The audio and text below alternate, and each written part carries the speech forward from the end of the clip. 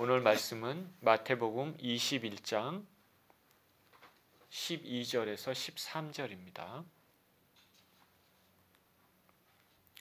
같이 한 목소리로 읽겠습니다.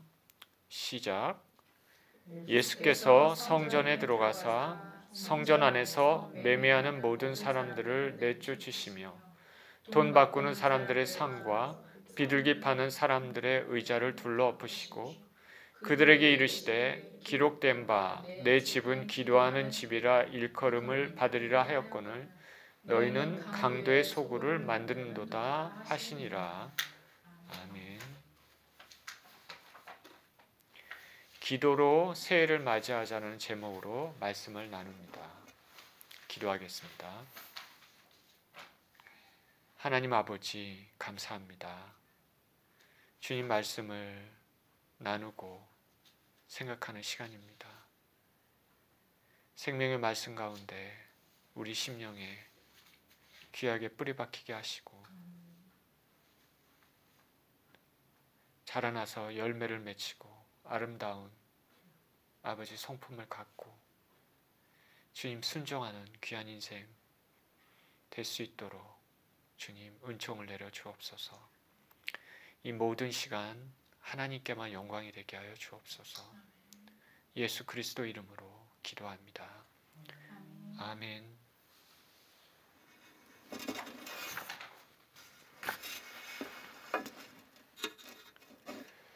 기도로 새해를 맞이하자. 해마다 연말이 되면 한 해의 삶을 되돌아보면서 다가오는 새해는 어떻게 살아야 할지 다짐해보는 시간들을 갖습니다. 올해 2020년은 우리 인류 역사상 아주 보기 드문 한 해였습니다. 코로나로 인해서 전 세계 수많은 사람들이 어려움을 겪고 있습니다. 그 고통은 지금도 계속되고 있습니다. 사회적 거리두기라는 말이 나왔고 사람들에게 마스크를 착용하라고 그렇게 권고가 주어졌습니다. 미국 사람들은 마스크를 착용하는 문화가 아니라서 처음에 거부감이 있었지만은 지금은 여러분도 보시다시피 어딜 가나 자연스럽게 마스크를 대부분 착용하고 있습니다. 일정 수의 사람들이 모이지 못하도록 그렇게 했고 경제활동이 중단되거나 또 일부만 가능해서 비즈니스 하는 많은 사람들이 타격을 입었습니다. 바이러스로 인해서 많은 사람들이 사망했습니다. 젊은 사람도 있지만 대부분 노인이었습니다. 그리고 노인들이 아픈 노인들이 많은 양로원 같은 데는 사람들이 꺼리게 되는 그런 시설이 되었습니다. 그러나 무엇보다도 예수님을 믿는 신앙인들에게는 교회에서 함께 모여서 대면 예배를 드리지 못하는 것이 가장 큰 어려움이 되었습니다. 교회가 탄생한 이후로 이런 일은 처음 있는 일입니다. 그러니 시대를 잘 분별하시길 바랍니다. 신실한 믿음의 사람들은 안타까워하면서 예배에 대해서 갈망이 있지만은 믿음이 없는 사람들은 오히려 마음이 하나님으로부터 더욱 멀어지는 계기가 될 수도 있었습니다. 한국에서는 성탄 예배를 교회에서 드리지 못하는 초유의 사태도 벌어졌습니다. 미국도 마찬가지고 전 세계적으로 함께 모여 예배를 드리기 힘든 상황이 되었습니다. 이제 어느 공연장이나 교회나 의자들이 쫙 있는데 옆에 나란히 붙어 있는데 거기에 바로 옆자리에 계속 빽빽히 앉아서 예배를 드리거나 어떤 공연을 관람하거나 하는 그런 풍경이 이제 쉽게 되돌아올 것 같지 않다는 생각이 많이 듭니다. 영적으로 민감하지 않아도 조금만 생각하면 이 모든 것이 사단의 악한 계기가 아닌가 생각할 수 있습니다. 이런 2020년이 이제 지나가고 그러고 있지만 다가오는 2021년도에도 당분간은 이런 사태가 지속될 것이라는 생각이 듭니다. 백신이 나왔지만 그것이 현 사태를 얼마나 진정시킬 수 있을지 우리는 모릅니다. 분명히 이 모든 일어날 일들을 알고 계시는 그 하나님의 마음과 계획은 무엇일까요? 우리는 기도하면서 마지막 때를 주의 깊게 살피며 항상 경성하고 깨어 있어야 되겠습니다. 예수께서 오시는 재림의 나팔은 언제라도 울릴 수 있습니다. 예수님이 이 땅에서 승천하신 이후로, 오순절 성령 강림이 있은 이후로, 그 이후로는 어느 때든지 어떠한 때든지 예수께서 이 땅에 오실 수 있는 임박한 순간이 되는 것입니다. 예수님은 우리가 알지 못했을 때 도적같이 올 수 있는 것입니다. 2020년은 여러분 개인에게는 어떤 해였습니까? 그래도 괜찮은 해였습니까? 아니면 힘들고 어려운 한 해였습니까? 한 해 동안 하나님께서 나와 함께 하신 교제의 은혜가 많은 한 해였습니까? 아니면 하나님의 임재를 전혀 느끼지 못하고 지낸 한 해였습니까? 영혼의 관점에서 하나님께 조금이라도 드린 한 해였습니까? 아니면 하나님하고는 전혀 상관없이 시간만 낭비하고 지낸 한 해였습니까?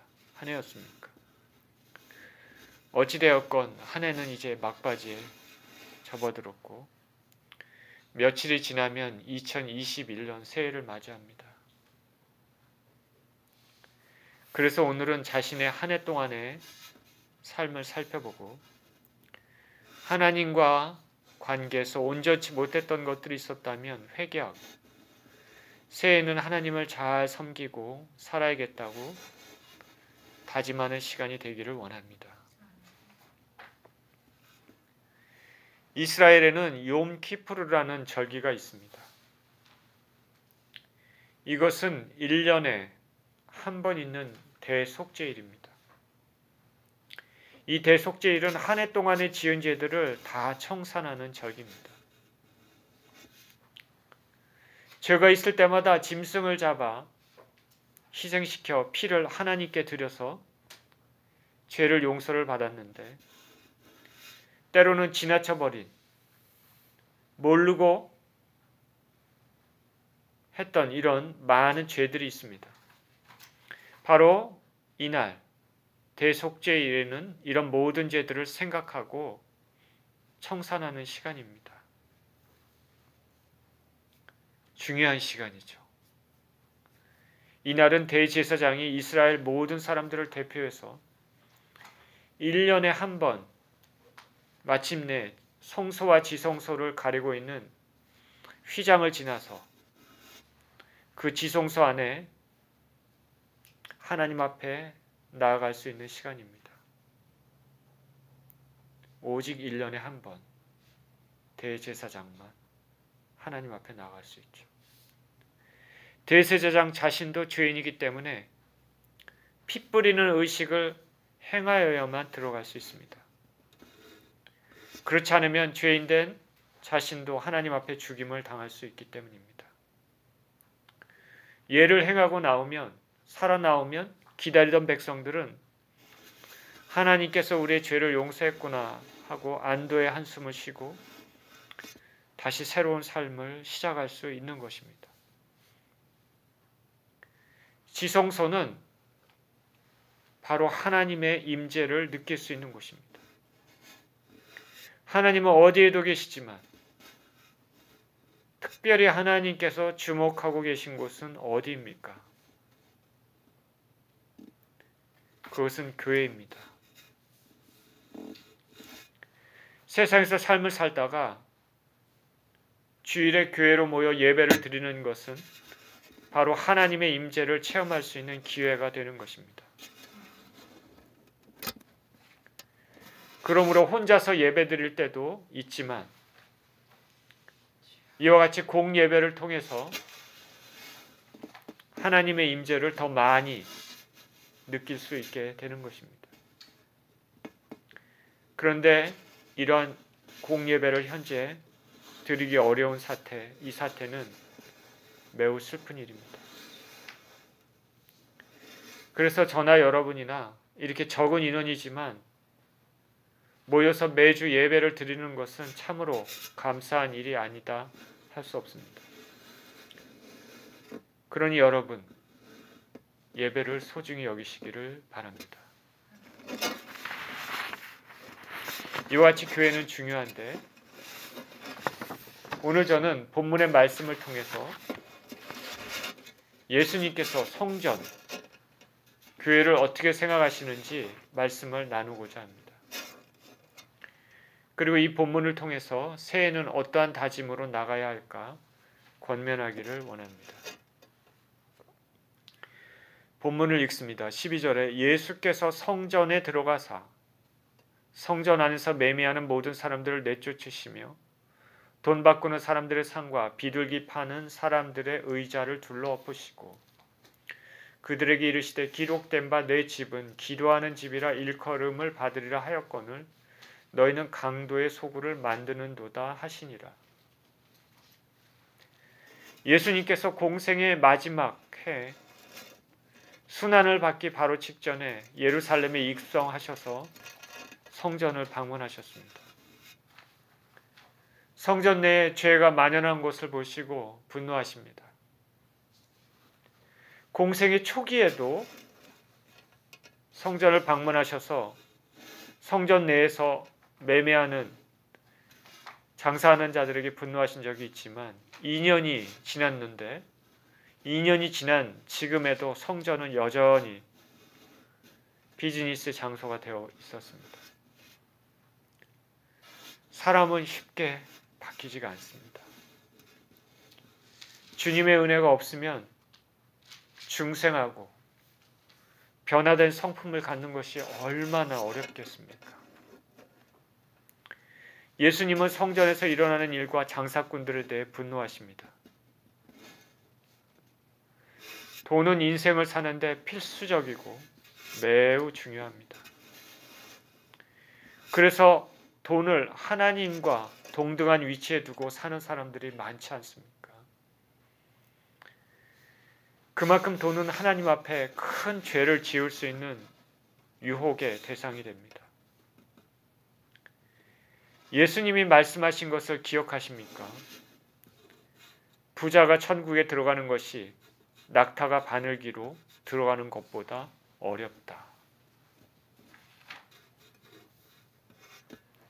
저는 저나 여러분이 돈에 대해 올바른 가치관을 갖길 원하고 만약 우리에게 하나님께서 넉넉한 물질을 주신다면 감사하고 그것이 하나님을 섬기는 일에 쓰이기를 바랍니다. 오늘 본문은 예수님의 공생의 말기에 일어난 일인데 예수님 공생의 초기에도 비슷한 일이 있었다고 말씀드렸습니다. 예수님 공생의 초기에 요한복음 2장 15절에서 17절에 이렇게 얘기합니다. 노끈으로 채찍을 만드사 양이나 소를 다 성전에서 내쫓으시고 돈 바꾸는 사람들의 돈을 쏟으시며 상을 엎으시고 비둘기 파는 사람들에게 이르시되 이것을 여기서 가져가라. 내 아버지 집으로 장사하는 집을 만들지 말라 하시니 제자들이 성경 말씀에 주의 전을 사모하는 열심이 나를 삼키리라 한 것을 기억하더라. 예수님은 성전을 방문하셔서 성전이 더럽혀진 것을 보시고 양이나 소를 다 내쫓으시고 환전산들의 상을 엎으시고 비둘기 파는 사람들에게 여기서 이것을 가져가라 말씀하셨습니다. 그리고 내 아버지 집을 장사하는 집으로 만들지 말라 하십니다. 예수님이 이 말씀을 하실 때 제자들이 어떻게 반응했습니까? 주의 전을 사모하는 열심이 나를 삼키리라 한 것을 기억하더라.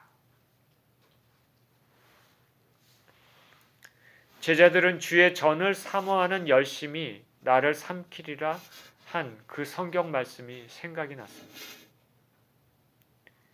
그만큼 예수님은 하나님의 전을 사모하십니다. 저는 오늘 이 말씀에서 예수님의 성전에 대하여, 오늘말로 얘기하면 예배를 드리는 교회에 대하여 어떤 마음을 가지고 계시는지 살펴보고자 합니다. 우리가 먼저 알 수 있는 것은 바로 사모하는 마음입니다. 예수님은 교회를 사랑하십니다. 에베소서 1장 23절에서는 이렇게 말합니다. 교회는 그의 몸이니 만물 안에서 만물을 충만케 하시는 이의 충만함이니라.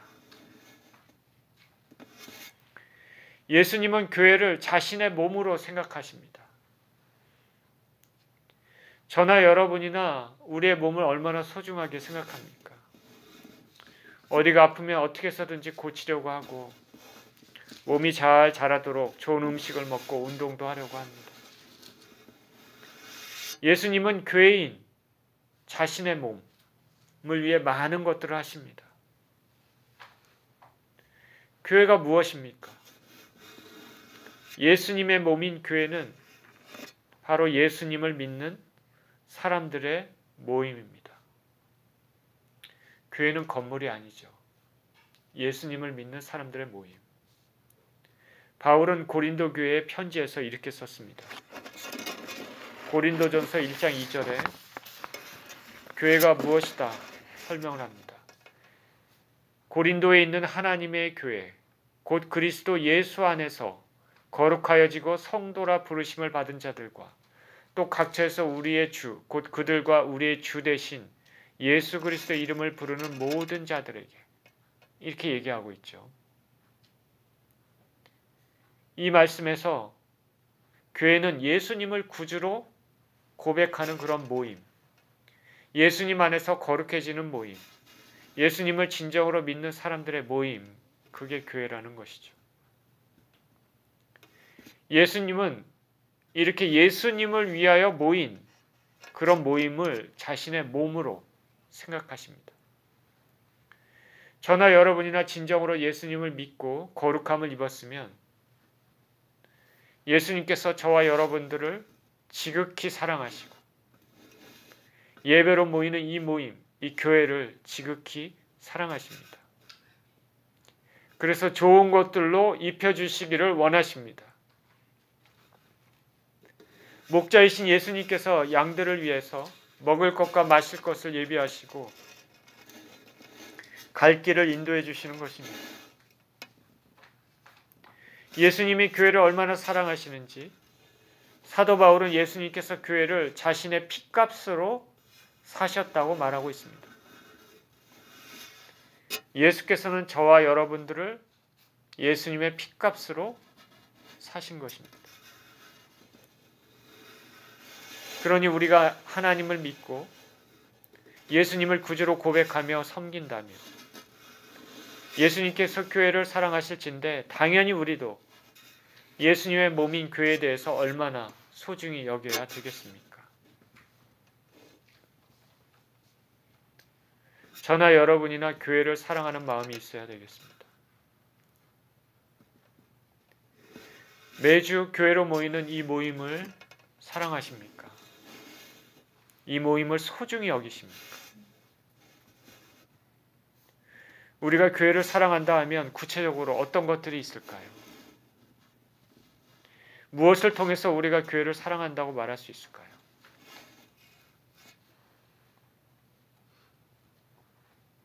몇 가지를 생각해 보면 함께 모인 지체를 사랑하고 지체의 마음을 생각하고 서로 돌봐주고 격려하는 것, 그것이 아니겠습니까? 함께 신앙생활하면서 잘못된 것들이 있다면 서로 조심하고 또 권면하고 회개하며 함께 나가는 것이 아니겠습니까? 서로 간에 서로 기도해 주는 것이 아니겠습니까? 예배를 소중히 여기는 것이 아니겠습니까? 하나님을 생각하는 것이 아니겠습니까? 하나님의 눈이 특별히 주목하실 수 있도록, 하나님께서 영광을 받으실 수 있도록 우리의 마음이, 우리의 성품이 온전히 거룩해지는 것이 아니겠습니까?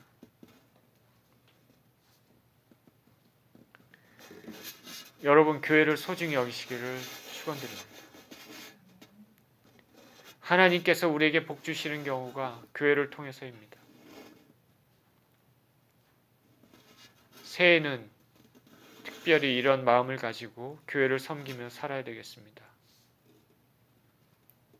이 모임을 소중히 여기시고 이 모임을 통해서 주님께서 주시는 복을 받으시기를 축원드립니다.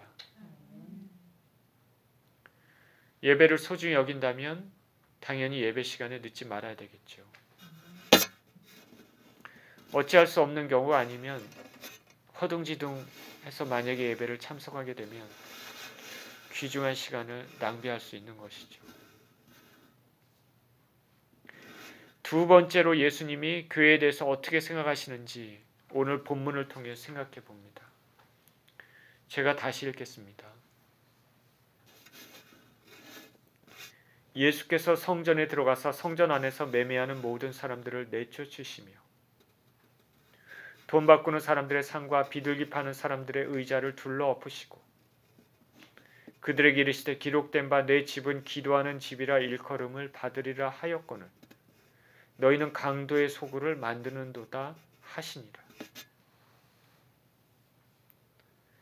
본문 13절에 기록된 바 내 집은 기도하는 집이라 일컬음을 받으리라, 그렇게 말씀하십니다. 교회는 기도하는 집입니다. 교회에서는 기도해야 됩니다. 기도하지 않는 교회는 죽은 교회입니다. 저는 미국에 오기 전에 학교에 있을 때 점심 식사를 하고 나면 학교 앞에 신촌 창천교회인가 그곳에서 기도하는 습관을 가졌습니다. 감사할 것은 이 교회에서는 기도할 수 있도록 성전을 열어놓고 있어서 마음껏 기도할 수 있었습니다. 외부에서 사람이 들어와도 눈치를 주지 않고 편안히 기도할 수 있습니다. 기도할 때 하나님과의 교제를 통해서 마음의 평안도 얻고 내 자신의 응답받고자 하는 내용도 알고 앞으로의 삶을 인도받기 위한 그런 기도의 시간은 너무나 유익했습니다. 여러분은 기도하십니까? 새해에는 예수 주인교회는 모이면 기도하는 교회가 되기를 축원합니다. 기도가 없으면 교회의 생명력이 없습니다.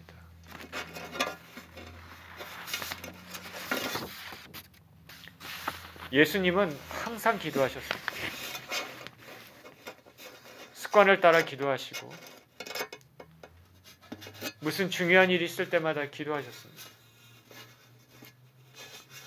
예수님도 기도하시는데 우리도 기도해야 되지 않겠습니까?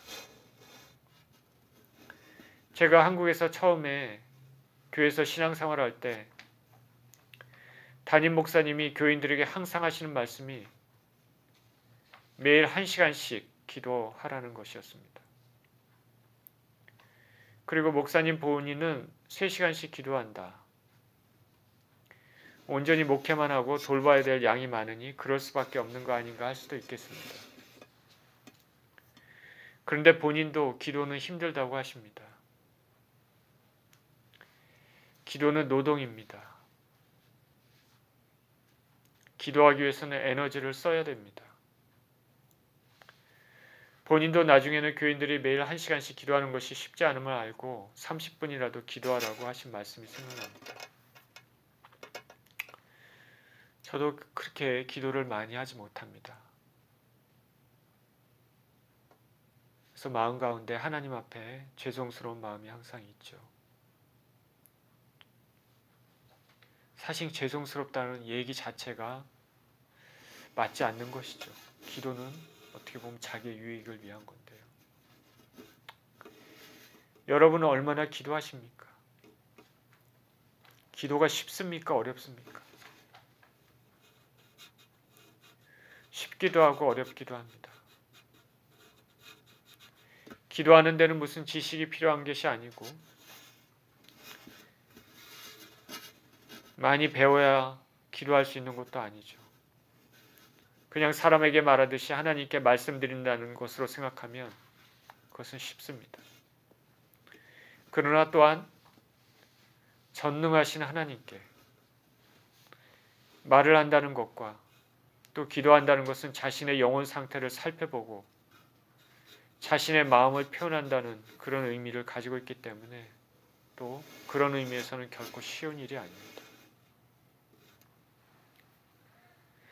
공예배나 식사기도를 할 때 기도를 부탁하며 싫어하는 사람들이 있습니다. 요즘 세대의 특징 중에 하나가 자꾸 부정적인 얘기를 해서 죄송하지만 교회에 성경을 가지고 오지 않고 그리고 성경을 잘 읽지가 않습니다. 기도를 잘 하지가 않습니다. 신앙의 본질이 점점 희석됩니다. 예배나 식사 기도를 할 때 기도를 부탁하며 싫어하는 사람들이 있습니다. 왜 그럴까요? 기도는 자신의 마음을 표현하는 것이기 때문입니다. 하나님과의 관계를 생각하며 드리는 것이기 때문입니다. 아무렇게나 입에 나오는 대로 기도 말할 수 있는 것이 아니죠. 기도를 하지 않는 사람들에게 기도하라고 하면 싫어합니다. 기도를 하지 않으니까 기도하라면 무엇을 어떻게 할지 모르고 어색하기 때문이죠. 사람과의 관계에서도 대화를 자주 하지 않고 서먹한 사람에게 말을 먼저 붙이기가 쉽지 않죠. 기도도 그렇습니다. 하나님과의 기도를 통한 교제가 없으면 기도하기가 힘듭니다. 서먹하기 때문이죠. 여러분 기도하십시오. 세월이 점점 악해지고 어수선해지는 시기에 점점 마지막으로 가는 혼돈의 시기에 기도하면서 깨어 있어야 됩니다. 기도해야지 자신의 신앙 상태를 점검할 수 있습니다.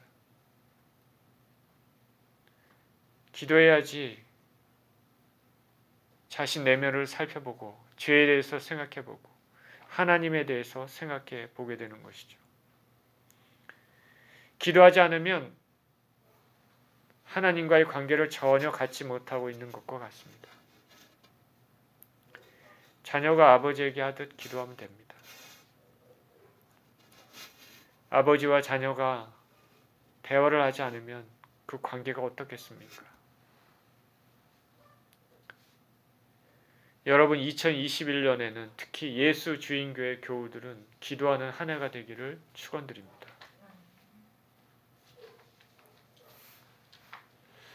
사람들이 기도를 하지 않는 이유 중에 하나가 기도 응답에 대한 확신이 없기 때문입니다. 교회는 다니지만 하나님과의 개인적인 친밀함이 없으니 하나님을 믿기도 어렵고 기도하는 것도 어렵죠. 기도를 자주 해야지 하나님의 은혜도 자주 체험하고 믿음이 생기는 것이죠. 또 어려운 일이 닥쳤을 때 기도함으로써 하나님 앞에 나아갈 수 있는 것입니다. 어려운 일이 닥치면 근심하고 초조하고 안절부절하고 그렇게 하지 마시고 먼저 기도하십시오. 감당하기 어려운 큰 문제에 대해서 자신도 기도할 뿐 아니라 가까운 사람들에게 기도해 달라고 부탁을 하는 것입니다. 다른 해결 방법을 찾기 전에 먼저 기도로 나가시길 축원드립니다. 서로 기도하지 않으면 더 깊은 관계로 나아갈 수가 없죠. 여러분, 누구와 깊은 관계를 가진다면 서로 기도해 주는 것입니다.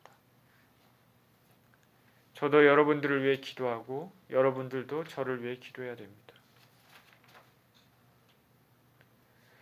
환난 때 기도는 큰 힘이 됩니다.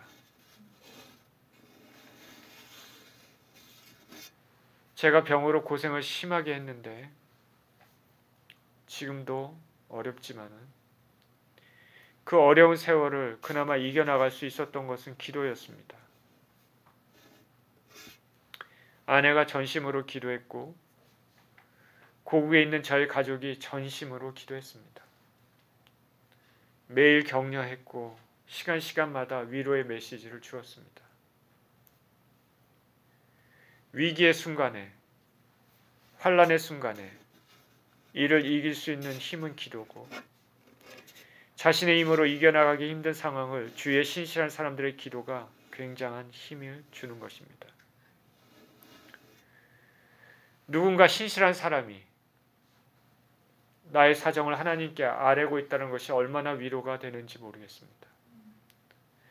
기도는 분명히 힘이 됩니다. 기도하면 바로 응답이 될지 언제 될지 우리는 모르고 그것은 하나님의 영역이지만 나의 사정을 하나님께 아뢰는 사람이 있다는 것이 얼마나 위로가 되겠습니까? 그러니 서로 기도 부탁을 하십시오. 그리고 서로 기도하십시오. 예수님을 믿는 사람들은 환난 때에도 믿는 구석이 있는 것입니다. 우리의 모든 사정을 아시고 우리의 기도를 들으시는 하나님이 계시기 때문입니다.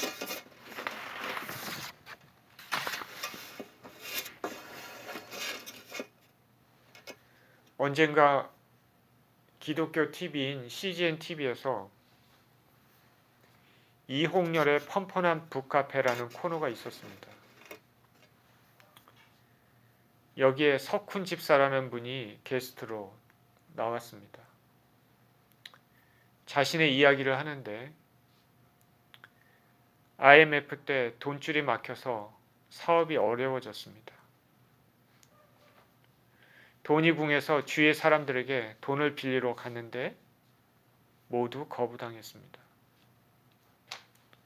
창피하고 무거운 마음으로 집에 돌아와서 노트에 이렇게 적었습니다. 기도하지 않고 찾아가면 개망신을 당한다. 조금 좋지 못한 표현이긴 하지만 그만큼 기도의 중요성을 깨달아서 쓴 말입니다. 기도하지 않으면 하나님께서 일하실 수 없습니다. 삶의 문제를 하나님께 맡기는 방법 중에 하나가 기도인 것입니다. 여러분 기도하십니까? 기도하지 않는다는 것은 교만한 것이죠. 여러분 혼자 힘으로 살 수 있습니까?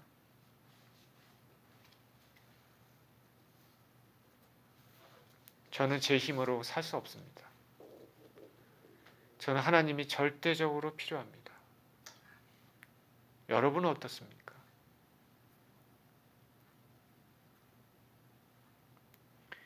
우리 인생은 너무나 연약합니다. 자신의 힘으로 모든 것을 할 수가 없습니다. 머리카락 하나도 길게 자신의 힘으로 자라게 할 수 없는 것이죠. 10분 후에 어떤 일이 일어날지도 모릅니다. 스스로 모든 것을 계획하고 할 수 있다고 생각한 사람은 가장 어리석은 사람이요. 하나님께서 보실 때 가장 미련한 사람입니다. 우리가 삶의 평안에도 하나님 앞에 의탁하고 삶의 어려움이 있어도 주님 앞에 의탁하며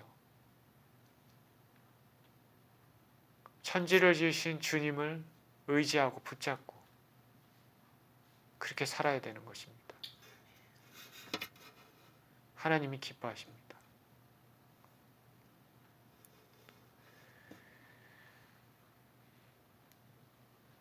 여러분, 다시 묻습니다. 기도를 하십니까? 하신다면 얼마나 자주 하십니까? 기도로 하나님과 친밀한 관계를 갖고 계십니까? 자신뿐 아니라 타인을 위해서도 기도를 하고 계십니까? 우리 모두 기도하십시다. 특별히 한 해를 보내면서 지나간 죄들을 회개하고 새해를 주실 하나님의 은혜를 기대하며 기도하십시다. 하나님 앞에 바른 모습으로 설 수 있도록 기도합시다. 내 자신을 위해서뿐만 아니라 가족과 주위 친구들, 친척들을 위해서도 기도하십시다. 특히 어수선할 때, 마지막을 향해 가는 이때 하나님의 뜻이 이루어지도록 하나님께서 지켜주시도록 기도합시다. 새해에는 예배로 모이는 이 모임, 교회를 사모하고 또 기도하는 예수 주인교회 교우들 모두 되시기를 예수님 이름으로 축원드립니다. 기도하겠습니다.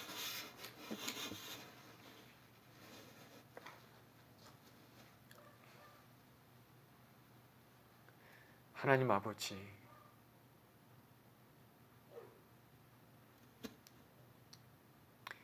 예수님께서 교회를 얼마나 사랑하시는지, 핏값으로 사신 교회, 주를 향한 주의 전을 사모하는 열심히 나를 삼키리라 하신 것처럼 예수님이 사랑하신 그 교회를 우리도 사랑하게 하시고 모임을 소중히 여기고 예배를 소중히 여기게 하여 주시옵시며, 예수님께서 주의 전은 만민이 기도하는 집이라 말씀하신 것처럼 우리가 다가오는 2021년에 기도에 힘쓰며 하나님과 깊은 교제의 관계를 맺고 살아갈 수 있도록 은총을 내려 주시옵소서. 감사를 드리며 우리 주 예수 그리스도 이름으로 기도합니다.